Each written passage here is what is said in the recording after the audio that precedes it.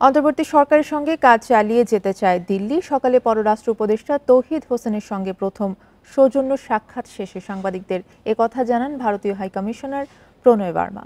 পররাষ্ট্র মন্ত্রণালয়ের সাংবাদিকদের প্রণয় বার্মা জানান, দুই দেশের মানুষের পারস্পরিক যোগাযোগ ও স্বার্থকে সবসময় গুরুত্ব দেয় দিল্লি। তবে শেখ হাসিনা ইস্যুতে প্রশ্ন করা হলে কোনো কথা বলেননি তিনি।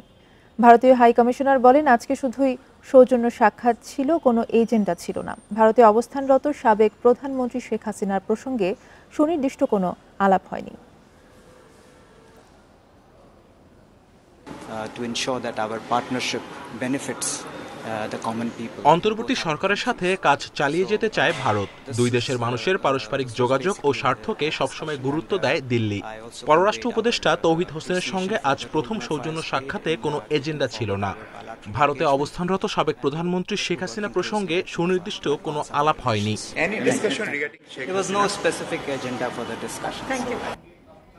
প্রিয় নম্বর সেট করে বিকাশে সেন্ড মানি করুন ফ্রি।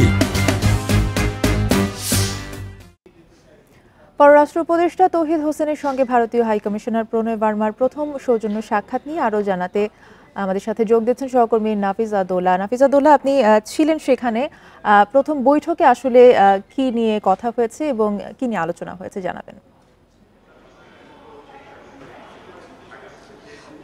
পররাষ্ট্র উপদেষ্টা হিসেবে দায়িত্ব নেওয়ার পর তৌহিদ হোসেনের সাথে প্রথমবারের মতো যে সৌজন্য সাক্ষাৎটি আছে কোনো দেশের পক্ষ থেকে, সেটি কিন্তু ভারতের পক্ষ থেকে করা হয়েছে। এবং দিল্লির যে বার্তাটি আছে, ঢাকার সাথে দিল্লির যে সহযোগিতা আছে সেটি অব্যাহত রাখতে চায়, সেই বার্তাই মূলত দেবার জন্য হাইকমিশনার এসেছেন। এবং এই মুহূর্তে ব্রিটিশ হাইকমিশনার সারা কুকের সাথে বৈঠক হচ্ছে পররাষ্ট্র উপদেষ্টার। এবং আমরা আজকে যতটুকু জানি, পর্যায়ক্রমে 5টি দেশের রাষ্ট্রদূতের সাথে পররাষ্ট্র উপদেষ্টা বৈঠক করবেন। এবং আমরা যদি দেখি যে এই অন্তর্বর্তী সরকার শপথ নেওয়ার ঠিক 6 মিনিটের মাথায় ভারতীয় প্রধানমন্ত্রী নরেন্দ্র মোদী টুইট করেছেন এবং সেখানে তিনি বলেছেন যে তিনি তার দেশ অন্তর্বর্তী সরকারের সাথে কাজ করবেন এবং দুই দেশের যে সুসম্পর্ক আছে সেটি সামনে দিকে এগিয়ে নিয়ে যাবার যে প্রত্যয়টি আছে সেটিও কিন্তু তার টুইটে তিনি ব্যক্ত করেছেন। আর পাশাপাশি ব্রিটিশ হাইকমিশনার এবং যুক্তরাষ্ট্রের পক্ষ থেকেও আমরা দেখেছি তারাও বরাবর বলছেন যে তারা অন্তর্বর্তী সরকারের পাশে থাকবেন এবং সহযোগিতা যেটি আছে সেটি অব্যাহত রাখা হবে। বাংলাদেশের পক্ষ থেকে নতুন দায়িত্ব নেবার পর তৌহিদ হোসেন যে বিষয়টি বলেছেন সেটিও কিন্তু একই কথা বলেছেন যে বাংলাদেশের যে পররাষ্ট্র নীতি আছে সবার সঙ্গে বন্ধুত্ব, কারোর সঙ্গে বৈরিতা নয়, সেই পররাষ্ট্র নীতি অবলম্বন করেই নতুন সরকার কাজ করে যাবেন এবং সেইখানে কোনো ব্যত্যয় হবে না।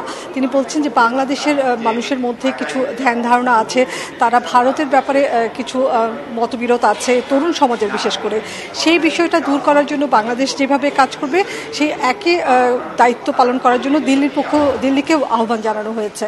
তো এই ছিল সর্বশেষ। আমরা দেখতে পাচ্ছি ব্রিটিশ হাইকমিশনার এই মুহূর্তে বৈঠক করছেন। দুপুরের দিকে ইউরোপীয় ইউনিয়ন এবং সুইডেনের রাষ্ট্রদূত যারা আছেন তারা বৈঠক করবেন তৌহিদ হোসেনের সাথে। ধন্যবাদ আপনাকে। নাফিজা দৌলা জানাচ্ছিলেন পররাষ্ট্র মন্ত্রণালয় থেকে।